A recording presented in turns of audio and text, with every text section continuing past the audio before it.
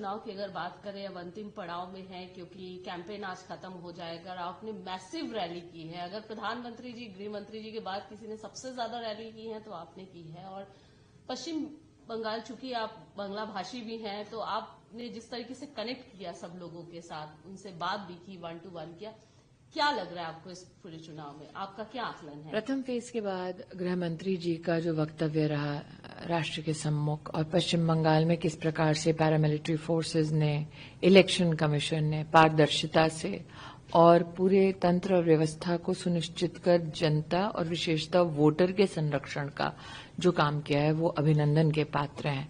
मेरा ये मानना है कि इस पूरे कैंपेन में आपने देखा होगा भारतीय जनता पार्टी के कार्यकर्ता अथवा हमारा नेतृत्व बार बार पश्चिम बंगाल के उन्नयन, उसके विकास के संदर्भ में परिचर्चा करने का प्रयास कर रहा है, लेकिन तृणमूल कांग्रेस की ओर से वातावरण को धूमिल करने के लिए पश्चिम बंगाल में अर्थव्यवस्था की क्या चुनौतियां हैं, पश्चिम बंगाल में लॉ एंड ऑर्डर की क्या चुनौतियां हैं, इन प्रमुख मुद्दों पर चर्चा करने के बजाय तृणमूल कांग्रेस ने मोर्चा खोला है तो झालमुड़ी पर खोला है। तो वो पश्चिम बंगाल के विकास को लेकर कितने सीरियस हैं, इसका प्रमाण जनता को स्वयं तृणमूल का नेतृत्व दे रहा है।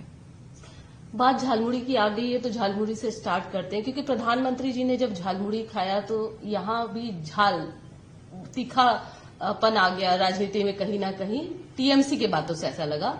वो कह रहे हैं कि प्रधानमंत्री दिखावा कर रहे हैं, लोगों से कनेक्ट कर रहे हैं। माछ भात पर बात आया, तो क्या बंगाल को हम माछ भात, झालमुड़ी इसी से डिस्क्राइब करेंगे जिस तरीके से प्रधानमंत्री मोदी, गृह मंत्री अमित शाह, भारतीय जनता पार्टी का नेतृत्व और हमारे कई वरिष्ठ नेताओं ने जब जब जनता के सम्मुख इस इलेक्शन कैंपेन में अपने वक्तव्यों को रखा, विशेषतः 5-6 प्रमुख मुद्दों पर सबका ध्यान आकृष्ट किया। 2014 से लेकर 2026 तक, चाहे वो टैक्स डेवल्यूशन हो, चाहे ग्रांट्स इन एड हो, चाहे 50 साल का इंटरेस्ट फ्री लोन हो, कुल मिलाकर लगभग 10,60,000 करोड़ रुपया पश्चिम बंगाल के विकास के लिए भारत सरकार की ओर से सुनिश्चित किया गया। आज जनता के सम्मुख भारतीय जनता पार्टी के कार्यकर्ता जब इस विषय को उठाते हैं तो जनता की ओर से प्रश्न आता है कि अगर इतना पैसा पश्चिम बंगाल के विकास के लिए उपलब्ध कराया गया था तो वो धरातल तक क्यों नहीं पहुंचा। आज जनता के मध्य में ये सवाल उठता है कि चाहे वो आम्फान का पैसा हो जो विक्टिम्स के पास जाने की बजाय तृणमूल के गुंडों ने लिया, चाहे वो प्रधानमंत्री आवास योजना हो जिसमें तृणमूल के नेताओं ने न सिर्फ कट मनी लिया बल्कि जो गरीब उस योजना से लाभ उठा सकते थे उनको ना ये योजना देकर तृणमूल के समर्थकों को, तृणमूल के नेताओं को इल्लीगली वो दिया गया। ये जनता के मुद्दे हैं। मनरेगा में भी 25 लाख फेक जॉब कार्ड्स का बनना और तृणमूल के गुंडों का उस पैसे को डिविएट करना, ये भी जनता के बीच में मुद्दे हैं। और मुझे ऐसा लगता है शायद ही राष्ट्र का कोई भूभाग हुआ हो हाल फिलहाल में जहां पर जजेस को हॉस्टेज बनाया गया हो, जैसे मालदा में हुआ था। तो जनता के जब ये मुद्दे हम लोग भी जनता के सम्मुख प्रस्तुत करते हैं तो कहीं ना कहीं तृणमूल के पास इन सवालों का जवाब नहीं है, इसलिए वो झालमुड़ी पॉलिटिक्स कर रहे हैं।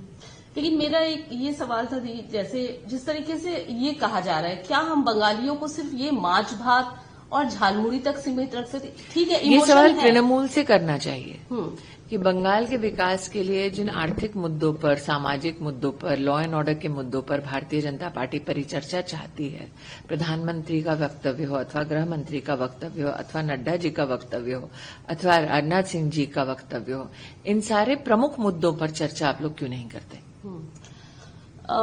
पहले फेज की वोटिंग जो जिस तरीके से हुई, रिकॉर्ड ब्रेक हुई, उसको लेकर जब बीजेपी के जिस तरीके से उन्होंने अपने विचार रखे कि जनता आगे बढ़ी है, जनता भयमुक्त हुई है, टीएमसी का साफ तौर पर कहना था, खासकर ममता दीदी का, कि एसआईआर का ये डर था, ये पैनिक है लोगों में और जनता जो है वो बीजेपी को जवाब दे रही है क्योंकि उनको पता है कि अगर नहीं हुआ तो उनको डिटेंशन सेंटर भेज दिया जाएगा। अगर इस प्रकार का विश्वास ममता बंदोपाध्याय का होता तो भवानीपुर की अपनी सभा कभी नहीं छोड़ती। आपने देखा होगा पहले फेज के बाद तृणमूल कांग्रेस के कई नेताओं ने मीडिया से ये कहा कि तृणमूल को मात्र 15-20 सीटें आ रही हैं। तो जब तृणमूल का नेतृत्व तो खुद बोलने लगा है कि वो हार रहे हैं, तो मुझे और उसमें ऐड करने की जरूरत नहीं है। ममता दीदी ये भी सवाल पूछ रही है कि जब यहाँ पर साजुआ गाड़ी, मतलब इतने जो फोर्सेस हैं तमाम आप लोगों ने तैनात कर दिया, आखिर इसकी क्या जरूरत थी यहाँ पर? मुझे लगता और है आपने कहीं ना कहीं पहलगाम इसका में- प्रमाण गृह मंत्री जी ने दे दिया है। हम्म, कैसे वायलेंस के इंसिडेंट्स घटे हैं। एक मुख्यमंत्री का दायित्व होता है कि भय मुक्त वातावरण में वोटर अपने घर से निकलकर पोलिंग बूथ तक जाए। ये इच्छा ममता बनर्जी की क्यों नहीं है? उनको तो स्वागत करना चाहिए। आपने देखा कांग्रेस के एक नेता अधीर जी ने पैरामिलिट्री फोर्सेस का समर्थन किया, उनका अभिनंदन किया। तो ऐसा क्यों है कि ममता बनर्जी को लगता है कि भय का वातावरण बना रहना चाहिए? मुख्यमंत्री होने के नाते उन्हें तो स्वागत करना चाहिए। लेकिन उनका ये कहना है दिल्ली तो संभल नहीं रहा है, पहलगाम अटैक आप लोगों से संभला नहीं, तमाम स्थितियां तो आप लोग संभाल ही मुझे नहीं ऐसा पाए। लगता है कि पश्चिम बंगाल के चुनाव में ममता बनर्जी के पास अपने भ्रष्टाचारी स्वरूप का कोई जवाब नहीं है। वो झालमुड़ी से लेके माछ भात तक, आप बंगाली हैं तो इसलिए आपसे कह रही हूँ, আমি মাছ ভাত খাই, টমেটো চাটনি খাই, আলু সেদ্ধ ভাত খাই, এই আলোচনা করে পশ্চিম বাংলার উন্নয়নটা হবে? मैं क्या खा रही हूँ इसका पश्चिम बंगाल के विकास से कैसे सीधा कोई संबंध है? लेकिन एक बात जो लगातार हिट कर रही है, बंगाली अस्मिता की बात हो रही है। आज फिर एक लेटेस्ट ट्वीट भी आया है टीएमसी का, जिसमें ये कहा जा रहा है कि अगर आप बंगाली बोलते हैं तो आपको बांग्लादेशी करार दे दिया जाएगा। टीएमसी तो में इनके खिलाफ आप कितने लोग वोट टीएमसी दीजिए। में कितने नेता बांग्ला बोलते हैं? ऑनेस्टली ये चाहते हैं कि इस विषय पर परिचर्चा हो, मुख्य मुद्दे पर बात ही ना हो। 10,60,000 करोड़ कहाँ गया उसका हिसाब दे देती तृणमूल कांग्रेस पश्चिम बंगाल की जनता को। मालदा में शमशान घाट में 50 लाख का घपला किया है, इसका जवाब दे दे। क्यों तृणमूल के नेताओं के घरों से कैश मिला है, इसका जवाब दे दे। आरजी कार में क्यों एक लड़की के साथ न्याय नहीं हुआ, इसका हिसाब दे दे। संदेश खाली में जो अभियुक्त है उसका संरक्षण तृणमूल की सरकार ने क्यों किया, इसका जवाब दे दे। मुख्य मुद्दे पर चर्चा करें ना। लेकिन आपको लगता है ये जो सवाल है, एक तो बांग्ला कल्चर की बात, एक बांग्ला भाषा की बात, एक बांग्ला खाने की बात, दिलो दिमाग में ये देखिए जो ऐसा छाया है, बंगाल का कल्चर नहीं है आरजी कार का केस। बंगाल का कल्चर नहीं है कि एक मुख्यमंत्री बोले रात को औरतों को निकलना नहीं चाहिए। बंगाल का कल्चर ये नहीं है कि संदेश खाली में जो रेप हुआ वो बंगाल का कल्चर नहीं है। बंगाल का कल्चर नहीं है जजेस को हॉस्टेज बनाना। बंगाल का कल्चर नहीं है आमफान के जो फ्लड विक्टिम्स है उसका पैसा खा जाना। बंगाल का कल्चर ये नहीं है कि आप कट मनी लेते हैं सरकारी नौकरी देने के लिए और वो कट मनी आप खा जाते हैं। ये बंगाल का कल्चर नहीं है, तृणमूल का कल्चर है। 3 प्रमुख मुद्दे ऐसे कौन से लगते हैं जिससे कि आपको लगता है कि नहीं, बंगाल की जनता आप सोच रही है बदलाव होना ही चाहिए और बदलाव करके रहेगी? कौन से? क्योंकि आप इतने देर से तृणमूल का लगातार- भ्रष्टाचार, तृणमूल का अत्याचार, यही तृणमूल के 2 मुख्य मुद्दे जनता के सम्मुख अब चर्चा का विषय बने। बांग्लादेशी घुसपैठी आप अहम मुद्दा मानती हैं? बिल्कुल, हर हिंदुस्तानी को मानना चाहिए। आप और हम काम इसलिए थोड़ा ना करते हैं कि घुसपैठी आए देश पे कब्जा करे। लेकिन एक किस हिंदुस्तानी के लिए ये विषय नहीं है। बांग्लादेशी मुस्लिम और बांग्लादेशी हिंदू, इस पे भी एक चर्चा हो रही घुसपैठी है कि हिंदुओं का क्या होता होगा है। बांग्लादेशी। मुझे लगता है इस पे विस्तृत रूप से न सिर्फ गृह मंत्री ने बल्कि विशेषतः प्रधानमंत्री अपना वक्तव्य दे चुके हैं। इस पे अभी कोई डिबेट की गुंजाइश बची नहीं है।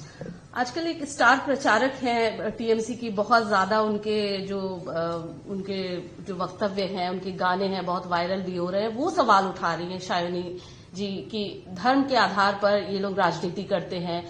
मेरे आंखों में काबा, दिल में मदीना। ऐसा है, मैं और पुनः फिर कह रही हूँ, जय मेरा हनुमान भी मुद्दा वो गा मुद्दा रहे हैं। सिर्फ इतना है, 10,60,000 करोड़ कहाँ है?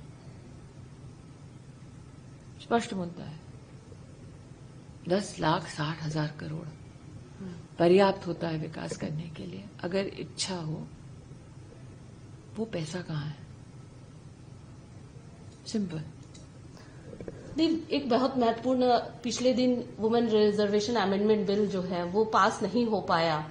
विपक्ष ने विमेन्स साथ- रिजर्वेशन बिल पास हो पाया है। Amendment 2023 में नरेंद्र मोदी ने पास किया है उसको। उनकी ये इच्छा थी, संकल्प था कि 2029 के लोकसभा इलेक्शन में हम इसको व्यवस्था को दे सकें। 2023 में नारी शक्ति वंदन अधिनियम नरेंद्र मोदी पास कर चुके हैं। इस चुनाव में आप कांग्रेस को कहाँ देख रही हैं? क्योंकि कांग्रेस के अलग अलग बयान आ रहे हैं। राहुल गांधी खुद आके आपको कांग्रेस दिख रही है जो मुझे दिखेगी? राहुल गांधी ममता जी को करप्ट कह रहे हैं। इधर एक साथ आप लोग, ये फिर लोग ये सब जो- इंडिया अलायंस एक साथ तो एकजुट फिर दिखते तृणमूल हैं। के नेताओं को ये बताना पड़ेगा कि क्यों उनका सहयोगी दल कह रहा है कि वो भ्रष्टाचारी और अत्याचारी है। धन्यवाद।